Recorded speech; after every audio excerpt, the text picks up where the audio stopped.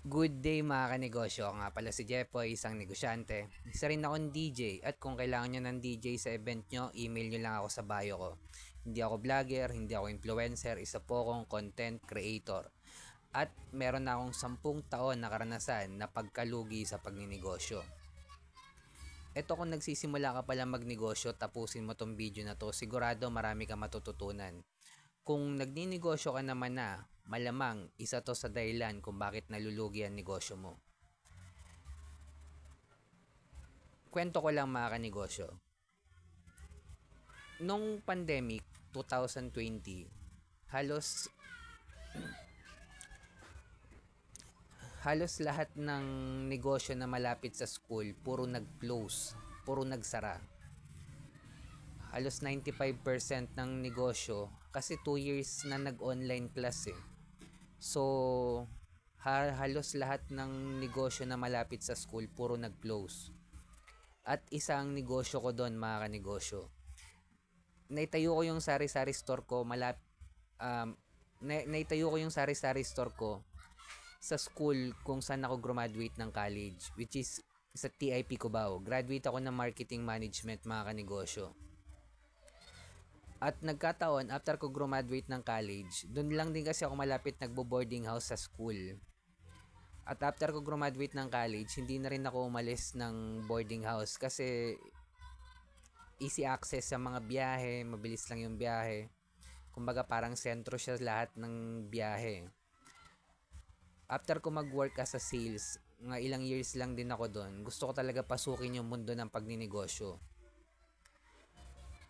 And naisipan ko mag-resign at magtayo ng sari-sari store. Bakit sari-sari store? Kasi dali buksan, hindi ako marunong magluto, pambansang negosyo sa Pilipinas. Actually, pang-anim akong sari-sari store sa paligid ng TIP mga kanegosyo. Pero ako naman yung pinakamahal lang tinda or benta. Mahal ako ng 2, 5 piso sa ibang sari-sari store. Alam ng community yung pinaglilingkuran ko yan or mga customer kong college student. At nung nagsisimula ako magnegosyo ng sari-sari store mga kanegosyo, hindi ko pa alam yung focus in one, market or community ng mayaman. Hindi ko pa alam yung kailangan i-level up sa scale up sa level 2 yung negosyo natin kasi kung hindi natin i-scale up yan, mamamatay din yung negosyo natin mga kanegosyo. At doon yung tunay na kitaan. Gusto ko lang talaga matutunan at learnings. Kaya lagi kong nasi-share yung sa sari-sari store kasi maraming learnings ako natutunan dito. At imagine mga kanegosyo, Pariñas, Ilocos is empanada. Focus in one lang sila sa empanada mga kanegosyo. Nagsimula sila sa empanada. At pina-franchise ito ng may-ari ng Pariñas empanada mga kanegosyo. At doon yung tunay na kitaan. Kapag pina-franchise mo na yung negosyo mo, mula simula empanada lang hanggang i-scale up mo yan sa level 2, empanada pa rin. Walang pagbabago mga kanegosyo. Ang binago mo lang yung business model. Inaplayan mo to ng franchising business model. At doon, mas kumita yung may-ari ng empanada Pariñas mga kanegosyo sa franchising fee. Yung magpa-franchise niyan mga kanegosyo, kumita o malugi yan, magbabayad ng franchising fee yan. Hindi kumita yung may-ari ng Pariñas empanada sa pagtitinda mismo ng empanada mga kanegosyo. Kumita sila sa franchising fee na. Kaya ikaw kung nagsisimula ka palang magnegosyo, sikapin mong i-scale up yan sa level 2. At simulan mo yan sa focus in one. Hanapin mo yung community ng mayaman. I-scale up mo sa level 2. Apply mo yan ng franchising business model, distribution, licensing, platform, software, or manpower mga kanegosyo.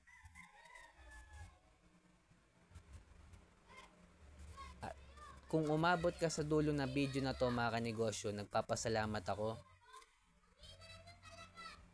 Meron pa palang pang-apat na kailangan nating matutunan. Focus in 1, market ng mayaman, scale up sa level 2. Yung pang-apat mga kanegosyo, original content. Kailangan bilang negosyante gumagawa ka na ng original content. Kasi kung hindi ka gumagawa ng original content, eventually baka mawala ka sa eksena mga kanegosyo. Dahil ito nang labanan ngayong 2025. At karamihan ng kumikitang negosyo, puro gumagawa ng original content. Kung nahihiya ka naman mga kanegosyo, utusan mo yung anak mong bunso o mas bata, mas anak mong pamangkin mo, videoan ka araw-araw at i-upload ito. Kinapalan na natin yung mukha natin sa pagninegosyo, kapalan na rin natin yung mukha natin sa paggawa ng content. So nagtatanong nga pala sa mga nanonood sa akin, anong gamit kong light? Ito po siya mga kanegosyo.